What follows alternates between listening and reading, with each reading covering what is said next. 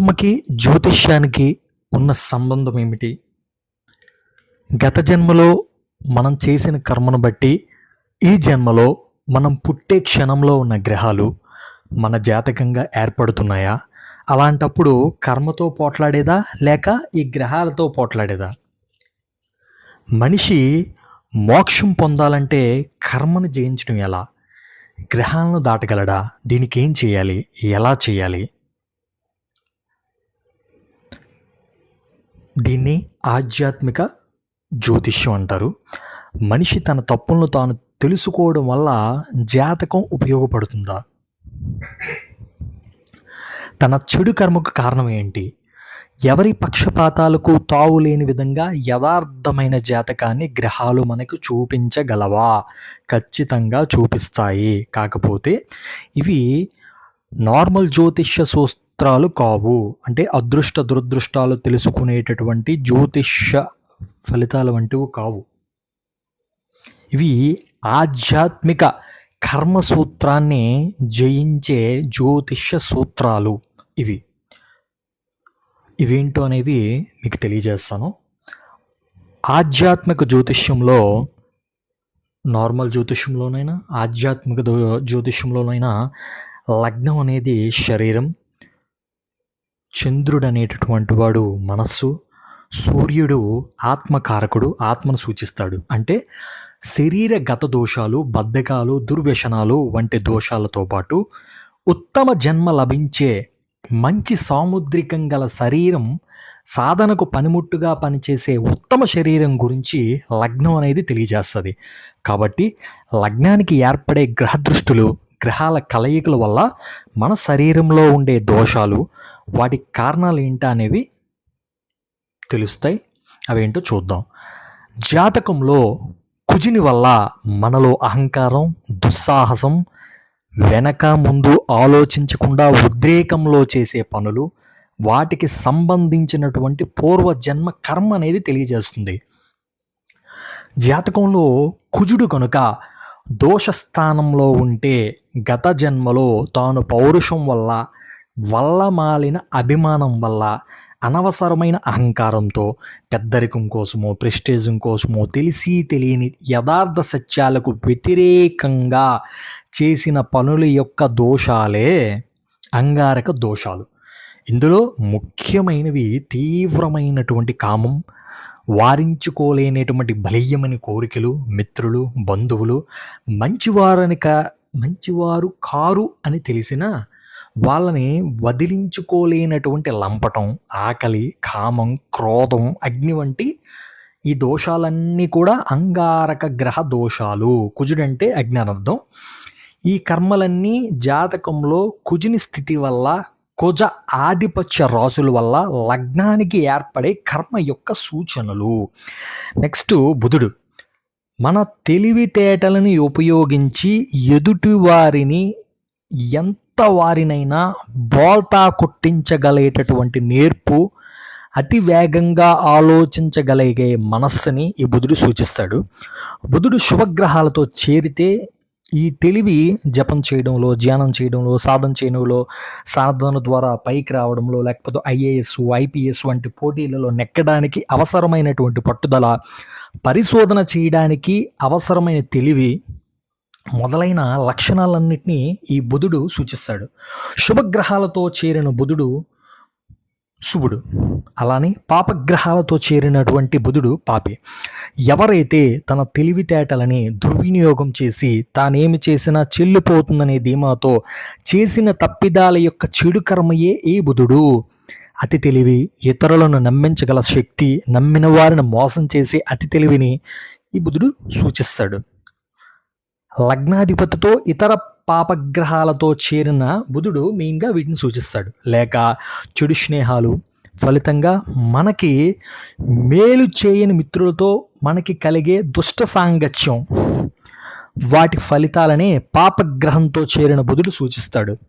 అయితే శుభుడు బుధుడైతే గణితాన్ని, జ్యోతిష్యాన్ని, చిత్రలేఖనాన్ని, తీగలతో వాయించే సంగీత వాయిద్య నైపుణ్యాన్ని, ఇల్లు చక్కగా తీర్చుకునే శక్తిని, తన పదవిలో చక్కగా పరిపాలించుకునే సామర్థ్యాన్ని, బుధుడు సూచిస్తాడు, శుభుడైన బుధుడు సూచిస్తాడు.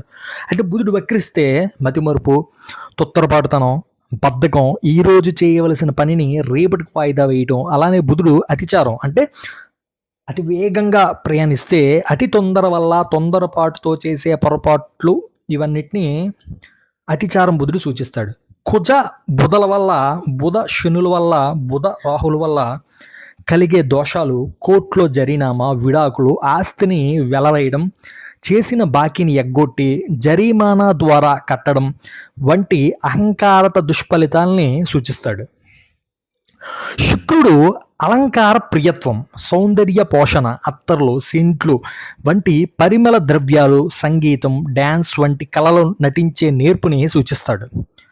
శుక్రుడు గనుక పాపగ్రహంతో చేరిన, నీచ పట్టిన కుజ శనుల వర్గాలలో ఉన్న వివాహానికి ముందే స్త్రీల వల్ల సమస్యలు, లేదా ఒకరిని ప్రేమిస్తే ఇంకొకరిని వివాహం చేసుకోవటం, మరీ విపరీతమైన సమయాల్లో ఒకరితో వివాహం చేసుకొని చాలామందితో సంబంధాలు పెట్టుకుని చాలా ఇబ్బందులు గురి కావడం, దోషాలు ఈ చెడిపోయినటువంటి శుక్రుడు సూచిస్తాడు. శుభగ్రహమైన శుక్రుడు అంటే మీనము, వృషభము, తుల లేక కర్కాటకంలో గురునితో శుభదృష్టి కలిగిన శుక్రుడు లక్ష్మి, లలిత, సరస్వతి ఇలాంటి స్త్రీ దేవత ఉపాసనాన్ని, స్త్రీ దేవత అనుగ్రహణాన్ని, సిద్ధిని అందుకోగలడు. లేక శుక్రుడు నీచస్థానంలో ఉన్న కుజ రాహువుల వల్ల దోషభుక్తమైన, అయిన వారి చేతుల్లో కీలుబొమ్మగా లేక తాను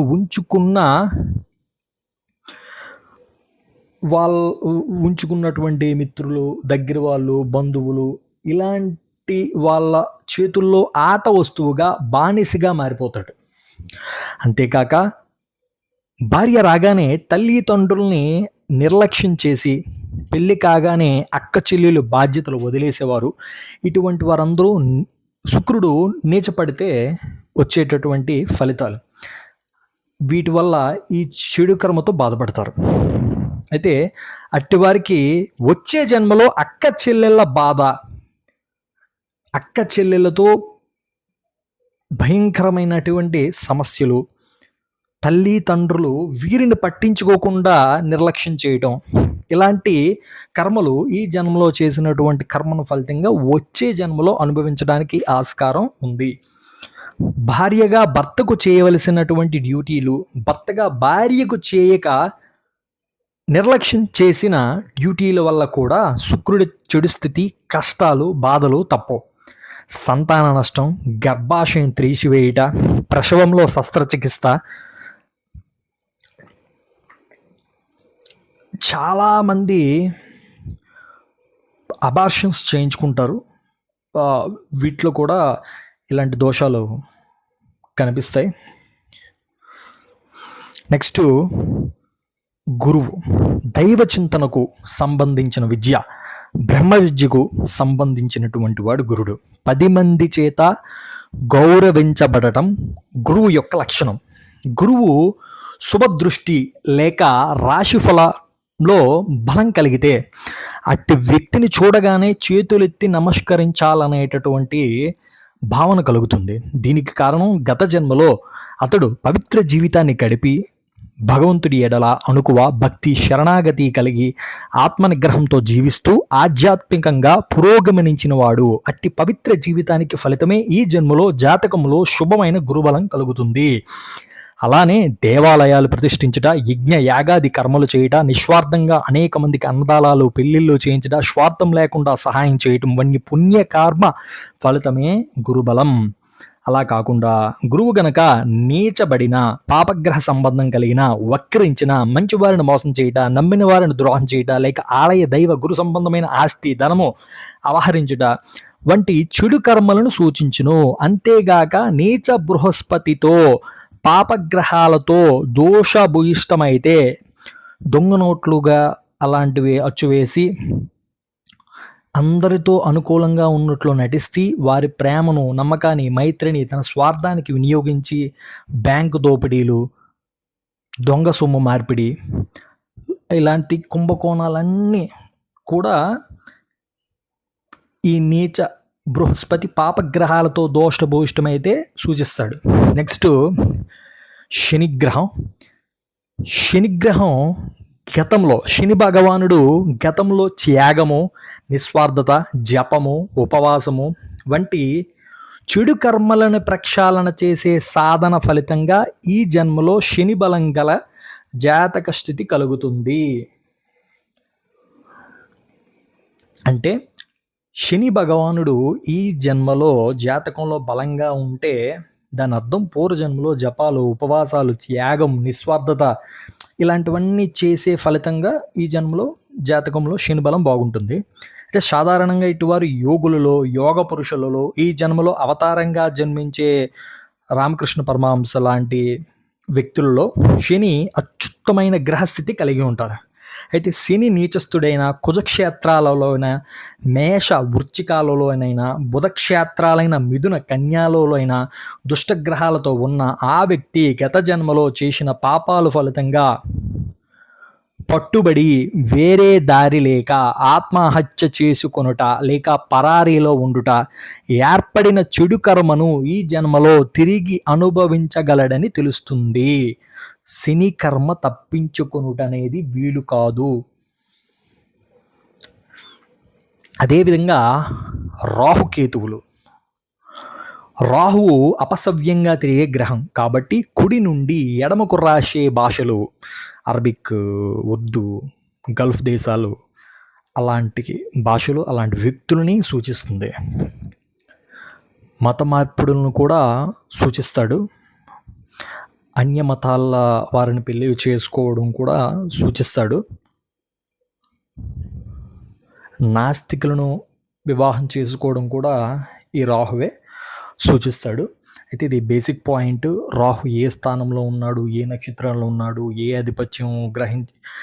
ఆధిపత్యం పొందినటువంటి రాసుల్లో ఉన్నాడు, ఎవరి దృష్టి పొందున్నాడు, ఏ నక్షత్రంలో ఉన్నాడు, ఈ పారామీటర్స్ అన్నీ చూస్తేనే పూర్తిగా వివరించాలి. కేతువు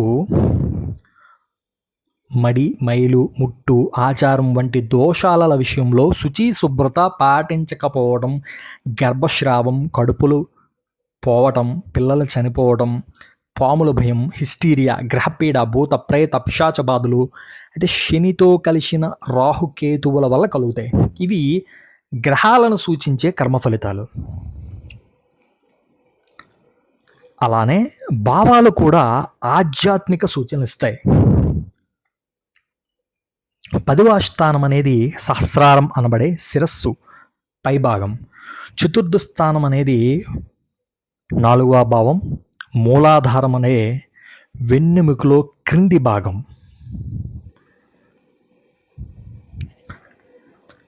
లగ్నం వ్యయస్థానం అనేది ఆత్మస్థానం.